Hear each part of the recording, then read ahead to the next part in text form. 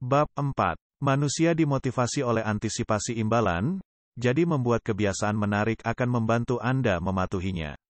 Kami sekarang sekitar setengah jalan melalui eksplorasi kami tentang kebiasaan atom. Kami telah melihat seberapa kuat kebiasaan itu, bagaimana kebiasaan itu dibuat, dan bagaimana Anda dapat menggunakan isyarat kebiasaan untuk keuntungan Anda. Sekarang, saatnya berbicara tentang manfaat dari membangun kebiasaan. Pada tahun 1954, ahli saraf James Old dan Peter Milner melakukan eksperimen untuk melihat ilmu saraf di balik keinginan. Menggunakan elektroda, mereka memblokir pelepasan neurotransmitter dopamin pada beberapa tikus. Hasilnya mengejutkan, tikus lab kehilangan keinginan untuk hidup. Tanpa dopamin, mereka tidak memiliki keinginan untuk makan, minum, bereproduksi, atau melakukan hal lain. Hanya beberapa hari kemudian, mereka semua mati kehausan. Kisah yang agak mengganggu ini memberitahu kita satu hal, dopamin adalah motivator yang penting.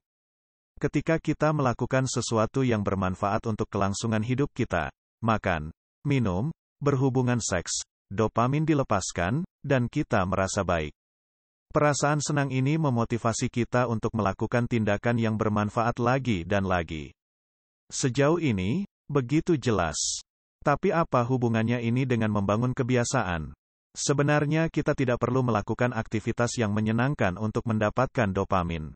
Antisipasi belaka untuk melakukan sesuatu yang menyenangkan sudah cukup untuk membuat dopamin mengalir. Dalam sistem penghargaan otak, menginginkan sesuatu setara dengan mendapatkan sesuatu. Kita bisa mengubah ini menjadi keuntungan kita. Saat membangun kebiasaan baru kita, jika kita menjadikannya sesuatu yang kita nantikan, kemungkinan besar kita akan mengikuti dan benar-benar melakukannya. Disinilah saya ingin memperkenalkan Anda pada konsep godaan bundeling. Bundeling godaan adalah di mana Anda mengambil perilaku yang Anda anggap penting tetapi tidak menarik dan menghubungkannya dengan perilaku yang membuat Anda tertarik. Ini adalah bagaimana Anda dapat menggunakan dopamin untuk keuntungan Anda ketika membangun kebiasaan baru. Perhatikan kisah Ronan Bain, seorang mahasiswa teknik dari Irlandia. Ronan tahu dia harus berolahraga lebih banyak, tetapi dia mendapat sedikit kesenangan dari berolahraga. Namun, dia menikmati menonton Netflix. Jadi Ronan meretas sepeda olahraga. Dia menghubungkan sepedanya ke laptopnya dan menulis beberapa kode yang hanya memungkinkan Netflix untuk berjalan jika dia bersepeda dengan kecepatan tertentu. Dengan menghubungkan olahraga dengan perilaku yang secara alami dia tertarik, dia mengubah aktivitas yang tidak menyenangkan menjadi aktivitas yang menyenangkan. Anda tidak perlu merekayasa alat Netflix, sepeda olahraga yang rumit untuk menerapkannya dalam kehidupan Anda sendiri. Ada cara yang lebih mudah untuk melakukan ini. Misalnya, jika Anda perlu berolahraga, tetapi Anda ingin mengikuti gosip alis terbaru, Anda dapat berkomitmen untuk hanya membaca majalah saat di gym. Atau jika Anda ingin menonton olahraga, tetapi Anda perlu melakukan panggilan penjualan, berjanjilah kepada diri sendiri setengah jam ESPN setelah Anda berbicara dengan prospek ke-10 Anda. Temukan saja cara untuk membuat tugas-tugas yang tidak menarik tetapi penting itu menyenangkan, dan Anda akan menjelajahi gelombang dopamin, dan menciptakan kebiasaan positif, pada saat yang sama. Bab 5. Jika Anda ingin membangun kebiasaan baru, buatlah kebiasaan itu semudah mungkin untuk diadopsi. Membuat kebiasaan menyenangkan adalah cara yang pasti untuk membuatnya tetap. Cara lain untuk meretas proses pembentukan kebiasaan adalah dengan membuatnya mudah. Perilaku mudah mendominasi hidup kita. Kami menelusuri media sosial atau mengunyah sekantong keripik kentang karena ini adalah hal yang mudah dilakukan. Di sisi lain, melakukan 100 push-up atau belajar bahasa Mandarin cukup sulit dan membutuhkan banyak usaha. Inilah sebabnya mengapa kita tidak menemukan diri kita tertarik pada latihan intensif atau pembelajaran bahasa di waktu luang kita. Dengan membuat perilaku yang kita inginkan semudah mungkin, kita memiliki peluang terbaik untuk mengubahnya menjadi kebiasaan. Dan kabar baiknya adalah, ada berbagai cara untuk mewujudkannya. Cara pertama adalah dengan mengurangi gesekan. Berikut artinya, James Clear selalu putus asa dalam mengirim kartu ucapan. Istrinya, bagaimanapun, tidak pernah melewatkan kesempatan untuk mengirim kartu. Dan ada alasan yang jelas untuk ini. Dia menyimpan sekotak kartu ucapan di rumah, dipilih berdasarkan kesempatan. Sedikit persiapan ini memudahkan untuk menyampaikan ucapan selamat atau belasungkawa atau apapun namanya.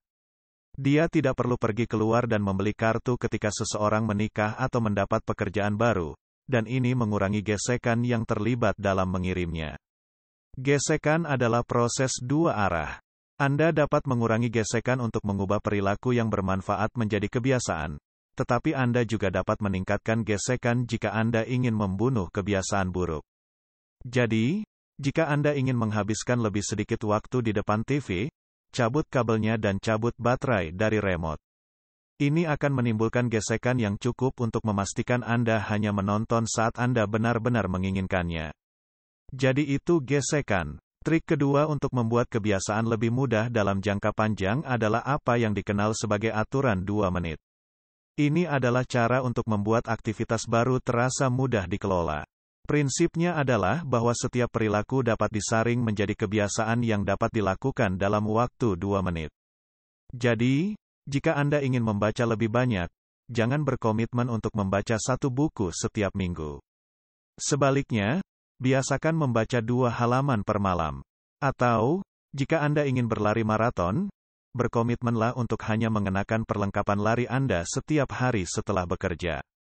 Aturan 2 menit adalah cara untuk membangun kebiasaan yang mudah dicapai. Pencapaian kecil yang dapat membawa Anda ke hal-hal yang lebih besar. Setelah Anda mengenakan sepatu lari, Anda mungkin akan berlari. Setelah Anda membaca 2 halaman, kemungkinan besar Anda akan melanjutkan. Cukup memulai adalah langkah pertama dan paling penting untuk melakukan sesuatu. Bab 6. Membuat kebiasaan Anda segera memuaskan sangat penting untuk perubahan perilaku yang efektif. Kami semakin dekat ke akhir sekarang. Tapi sebelum kita selesai, mari kita bicara tentang aturan terakhir untuk menggunakan kebiasaan untuk memperbaiki hidup Anda. Dan untuk melakukan ini, kita membutuhkan sebuah cerita. Ini adalah kisah seorang peneliti kesehatan masyarakat yang sangat sukses bernama Stephen Luby. Kembali pada 1990-an, Luby bekerja di lingkungan Karachi, Pakistan, dan sangat baik dalam pekerjaannya. Dia mengurangi diare di antara anak-anak setempat sebesar 52%. Dia juga memangkas tingkat pneumonia hingga 48% dan tingkat infeksi kulit hingga 35%. Jadi apa rahasianya? Sabun yang bagus. Ya, benar, pencapaian kesehatan masyarakat Luby yang besar adalah hasil dari sabun yang bagus. Luby tahu bahwa cuci tangan dan sanitasi dasar sangat penting untuk mengurangi penyakit. Penduduk setempat juga memahami hal ini.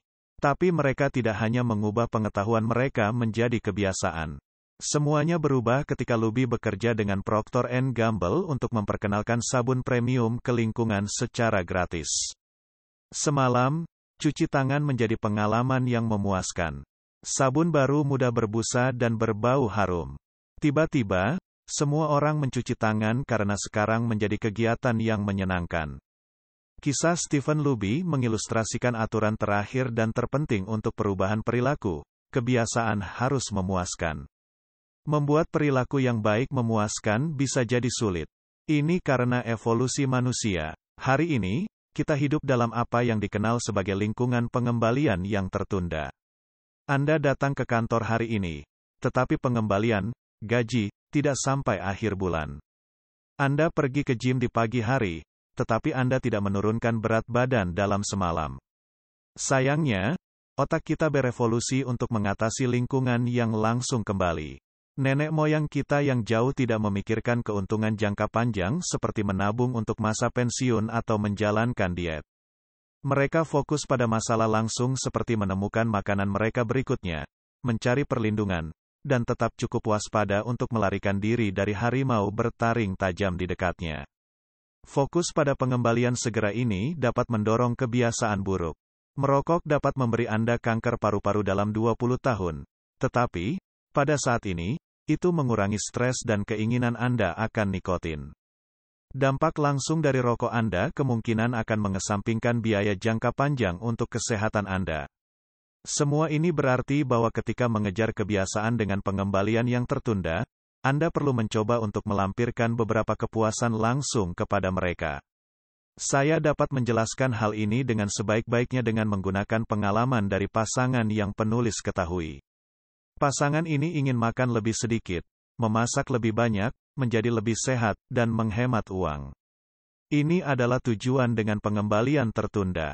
Untuk memberikan sedikit keuntungan bagi tujuan mereka, mereka membuka rekening tabungan yang disebut perjalanan ke Eropa. Setiap kali mereka menghindari makan di luar, mereka mentransfer $50 ke rekening.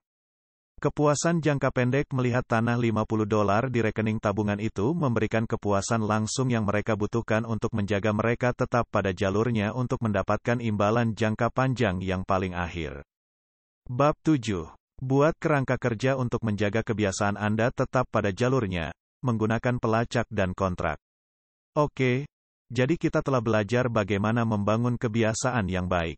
Tetapi tidak peduli betapa menyenangkan dan memuaskannya kita membuat kebiasaan kita mungkin masih gagal mempertahankannya. Jadi dalam kedipan terakhir ini, mari kita lihat bagaimana kita bisa tetap berpegang pada niat baik kita. Salah satu trik sederhana untuk membuat kebiasaan baru melekat disebut pelacakan kebiasaan. Sepanjang sejarah, banyak orang telah berhasil dengan mencatat kebiasaan mereka. Salah satu yang paling terkenal adalah Benjamin Franklin. Sejak usia 20 tahun, Franklin menyimpan buku catatan di mana ia mencatat kepatuhan terhadap 13 kebajikan pribadi. Kebajikan ini termasuk tujuan seperti menghindari percakapan sembrono dan untuk selalu melakukan sesuatu yang bermanfaat. Setiap malam, Franklin akan mencatat kemajuannya di setiap area. Anda dapat mengikuti jejak pelacakan kebiasaan Franklin dengan menggunakan kalender atau buku harian sederhana, dan mencoret setiap hari yang Anda tetapkan dengan perilaku pilihan Anda. Anda akan menemukannya efektif.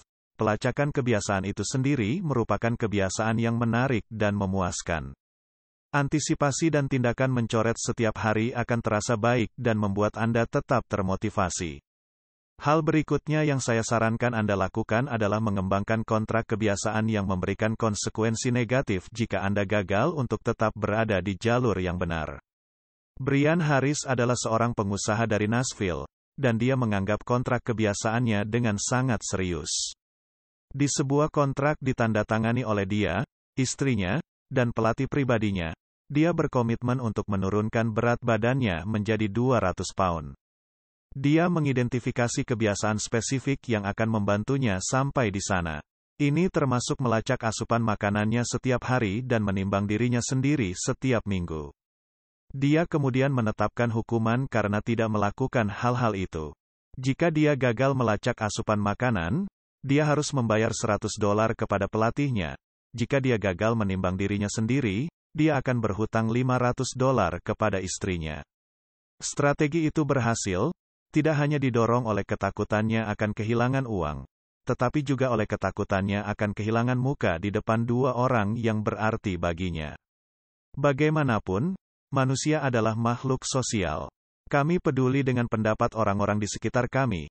Mengetahui bahwa seseorang memperhatikan Anda dapat menjadi motivator yang kuat untuk sukses.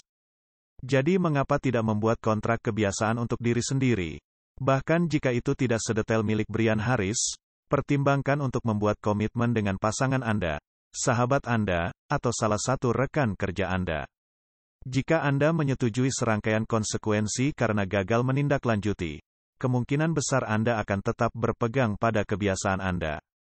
Dan seperti yang telah kita lihat, berpegang teguh pada kebiasaan positif, betapapun kecilnya, adalah cara yang pasti untuk mencapai hal-hal besar dalam hidup.